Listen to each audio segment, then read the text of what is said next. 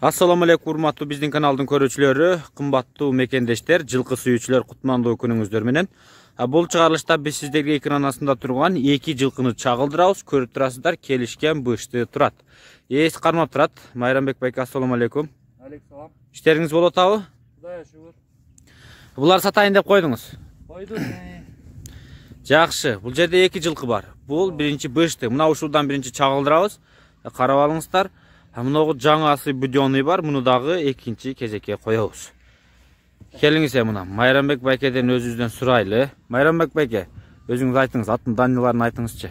Өзү негизи Россиядан келген бул жылкылар. Келгенине 2-3 ай болуп калды. 2-3 ай болду. Минилген үйрөткөндө чындап айтканда 15 күндөй болду. 15 күндөй, Онун 2 бутунда така бар. Астыңкы буттар. Алдыңкы буттарында, Артқы бутунда така жок.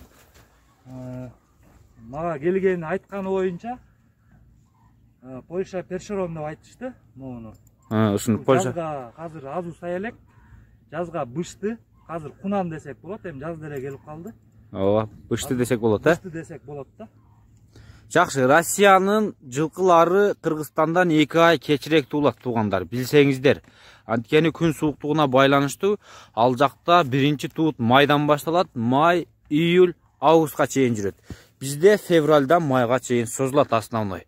Ошону билип коюңуздар, 2 ай айырмасы бар. Анда эмесе бышты деп койсок болот, мына майларга, июльдарга барып бышты болот. Буттарын карап алыңыздар, 2 алдыңкы бут такаланган, артыңкы буттар такалан элек. Буттары таза, эч нерсе көрө элек, Таза эле. Таза. Көрдүңүздөр, бул негизи уруктук алганга же болбосо торпок улакка өлүшөт да, өлүшөт. Азыр мындай улактын тарбиялары бериле элек, Жок, бир сыйра эле мындай аттарга кийирип көрдүк. Бар да, жүрөк курч экен. Эми баягы кунамда көңүлүң калтырбаш керек, жаңы эле үйрөтөт мындай. Аны эми алган киши өзү үйрөтүп алат го дейт. Ооба, өзү негизи эч нерсе көрө элек болсо, каалагандай кылып, каалагандай тарбия берет. Кээ бирлер катуу тарбия берет, кээ бирлер мээрим төгөт дегендей. Мына көрдүңүздөрбү? Келишкен жылкы экен. Эми боюна келели, бүт данныйын алдык. Буттары таза. Мына ува деп коет. Буга чейин көрөсөңүздөр керек, могу буттар ува шишип калат. Бут таптаза, көрдүңүздөрбү? Россиядан келген кыйналбадыбы? Жок. Нормально келди, бирок эттүү болчу, өзү этинен чүрдүк үйрөткөнгө. Бияктын погодасына көндүрүш үчүн этти жаңы эт кылыш керек негизи. Жакшы. Анда бул азыр Бишкек шаарынын Военно-Антоновка айылында турат. Караңыздар. Муну бир ирет көрсөттүк, буттары таза. Сиз азыр үйдө эле кармап атасыз, Мына азыр эс алып атат экен, жакшы. Муну өзүңүз эмне жылкылайын деп алдырдыңыз беле? Негизи урук алалы деп алдырганбыз. Акчанын немеси болуп сатып атабыз да. Атак ким алса деле негизи жакшы уруктардан болсо кийин деле адресин алып калсам алам да кулундарына. Жакшы. Өзү жактырып Россиядан алдырыптыр, уруктук алайын деп. Азыр эми сатыкка туура келди дейт. Муну азыр коюп турабыз. Экинчи кезектеги атты көрсөтөбүз, андан кийин бааларын өтөбүз. Көрдүңүздөр. Метрде өлчөсөк болобу? Метрде өлчөйлүчү. Бой 1.74, 1.75 дейт. Могу туяктын астынан серисине чейин эсептегенде. Келиңиз, мен кармап турайын. Астына кийириңиз. Эми чамалап эсептейли да. Бул өзү мен жанакы видео башлардан мурун эсептегенде 1.74 таптаза чыкты да. 1.70 үстү деп кое берели, Мейли. Эми 1.70 мына жерде турат. Алдаган жокпуз, бойлорун көрсүн өздөрү. Эми бул Россияныкы баары бою чоң келет да. Эми бул 3 жаш, 4 жашка чейин чоңоёт дейт негизи. Да, 1 жыл бар да. 1 жыл чоңоёт, андан кийин жанына кетет. Мускулалары толот. Жакшы. Мындай көрсөтөлү дагы. Кезектеги атка өтөлү. Андан кийин баягы баасын өтөбүз. Жакшы нерсе экен. Бир жетеле бастырып коюңчу. Торпок улак дейт мына. Кең көкүрөк. Атты мына колтугун караңыздар, көрдүңүздөрбү? Кең колтук.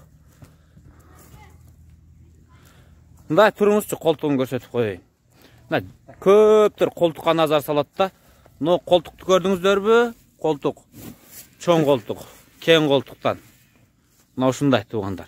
Көкүрөк 4 жаштан кийин толо баштайт. Моюн жоон моюн. Алдыңыздар тик турат да. Торпокто аттын алды бийик болуш керек. Мына ушундай сиздин вкусуңуздагы жылкы. Келиңиздер эми. Кийинки атка өтөлү, а? Келиңиz, мына бастырыңызчы. Бул өзгөчө жылкы. Жазга жаңгасы. Бир караңыздар. Бою бийик. Муну суагай деп коет.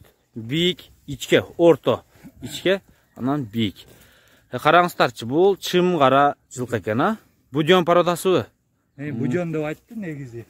Сиз алдырганыңызда. Муну будён деп берген. Ана муну минип атабыз. Аха. Этинен чүрдүк бираз.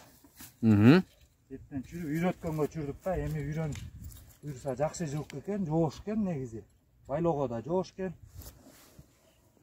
Кички бала деле карай берет негизи муну.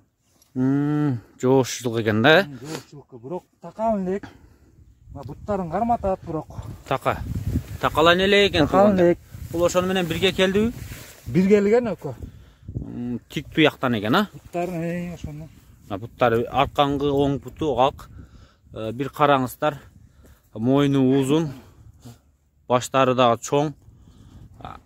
Бул эми кандай десем, бул универсал ат болот. Менин чамам боюнча жазга жаңы азуу сайдыбы, сай элекпи? Азуу жаңы азый дем, жазга азый. Бир тиши сайды. 10 күн болду сайган. 10 күн болуптур жаңы тиш сайганына, бир тиш сайыптыр. Караңыздар, будёный дейт. Каласаңыздар торпокко бираз кыйналат булар, а? Жанакындай чоң аттардын арасына киргизип койгондо. Жок, киргиздим. Бир киргиздим. Алып айтпайм, 50-60 аттын астына киргизсем, кирди жакшы эле. Жарым эле эмететкен. Жүгүргөндөр жакшы экен. Эми будёный бул жанакы аламан улакка, теке улакка, жер улакка булар жаны бышык, анан жакшы чуркайт да. Жанакы скачкадагы аттар өтө эле ичкелик кылып калат негизи билесе. Ушуларда. Будёныйдагы скачка. Бул бираз жоонураак да, универсалдуураак келет. Мына караңыздар, будёный. Бир рет көрдүңүздөр. Колтуктарын караңыздар мына. Колтук, кең колтук. Кээ бир аттардын колтугу билинбей эле калат го. Жакшы жылкы болот экен будёндордо. Будёндор күлүк, жоош мүнөз келет да? Жоош болот экен эң главный. Анан айгырлыкка негизи урук алса жакшы окшойт деп ойлогом да, эми Кыргызстанда ушундайлар жылкылар көбөйсө, өстүн жылкылар да чоңойот окшойт да, аргындашып атыпчы. Ооба. Негизи мурун интернеттен карап көрсөк, бизде деле болгон экен ушулар. Бирок негедир Советтер Союзу тараганда алып кеткен экен да жылкыларды. Анан ошондон калган породаны эле эми биз алып келдирип атпайлыбы неге? Жакшы. Сактап калган экен. Жакшы көрдүңүздөрбү? Жакшы жылкы экен.